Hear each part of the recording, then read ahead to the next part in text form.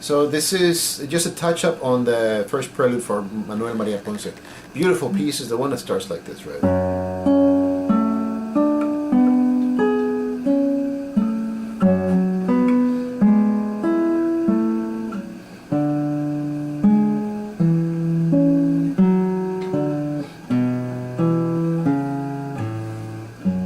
Actually not the right fingering for that, but it's just to give you an idea. We're going to actually jump ahead. We're on the 1, 2, 3, but the fourth line in, you got this beautiful arrival on B minor. Actually, yeah, B minor, and then you have, and yeah, so it's kind of a bar right there. That's the way he wants you to start, right? You got your E sharp, which is F, G sharp, and C sharp. Now you're in second position for the next part, right? And you're going to play thumb, index, and middle for that. You know, you're going to hit the G and the B strings for that, as well as the 6th string on the bass. And your ring finger is going to hook the 1st string, right? Now you're going to play E and B, and you're thinking, well, those are open strings. Why don't I do that? In a passage like this one, where everything is so delicate, open strings might actually cry out. We are going to have to play some open strings, but we really want to play those down. So you're here, then land 3 and 4 to grab your B here on the 3rd string and your E here on the 2nd string, 4th and 5th fret respectively, right? And I hope that you noticed that I muted the 6th string as I landed this 3 and 4, right? My thumb lands on the 6th string muting. And then I'm going to scoot in my fingers. Now it's a pull off to the open string and it's going to scream. I suggest not pulling off but actually plucking it.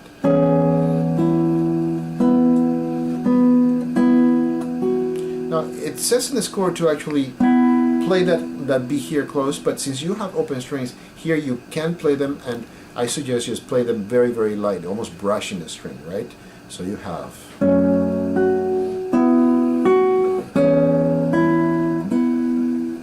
actually that E should have run, right?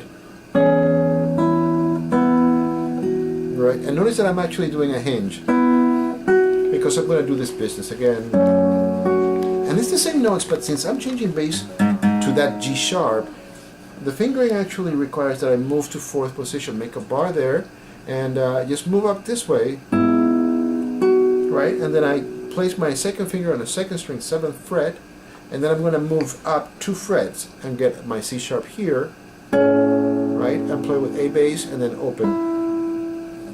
Very slowly, let me just walk you through this one more time. The beginning of the line, B minor chord.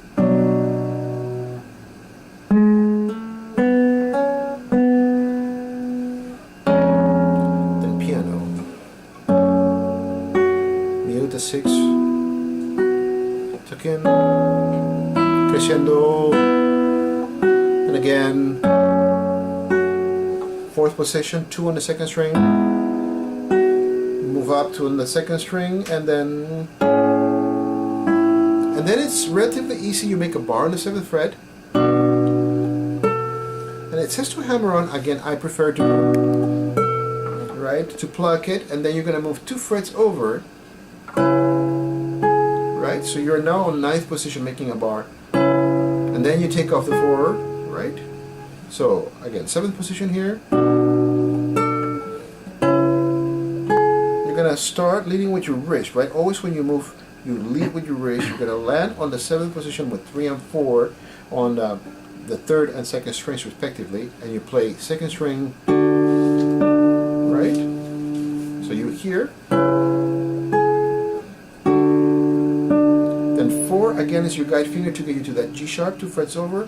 You get your C sharp over here on the 3rd string, and you want to have an E in the bottom on the 5th string, 7th fret, right? And then open E. Play that down, right? Because the open E can be a screamer. It's on the weaker part of the beat. It's the 2nd 8th note, right? You're in the 3rd beat. You don't want, right? It really sticks out, right? And then particularly the fact that you're playing it with your ring finger, those notes tend to get really loud if you don't pay attention to them. And then you're going to do this very fun business you get yourself to the third position to grab the second string.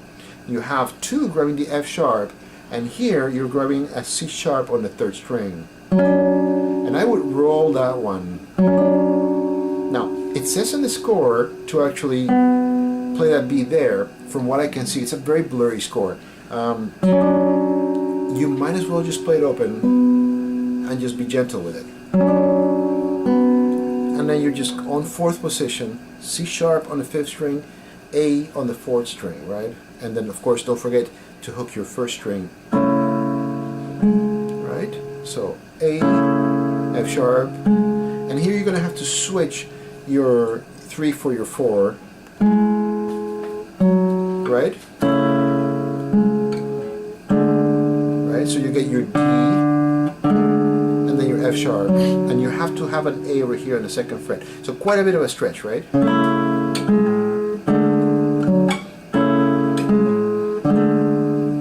Right? So again, getting into this.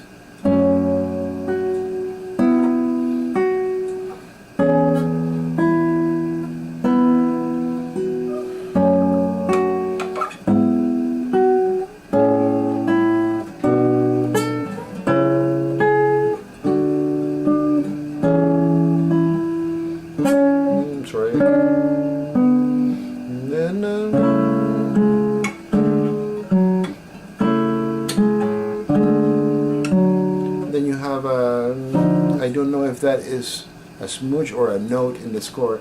It is so hard to read. I think it's not a D, it's just an F sharp.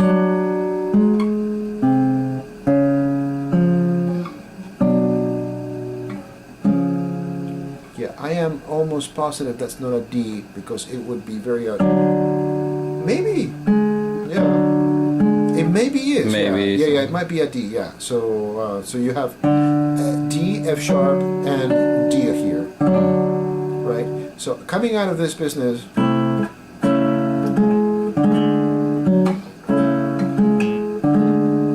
so you're served already by that. You just add this, and then he wants you over here. C sharp. Sorry. Yeah, you ended up in a very good lead for that. The only problem is that you have to jump, right? Right. Another option would be to do it. Not sure which is the best solution.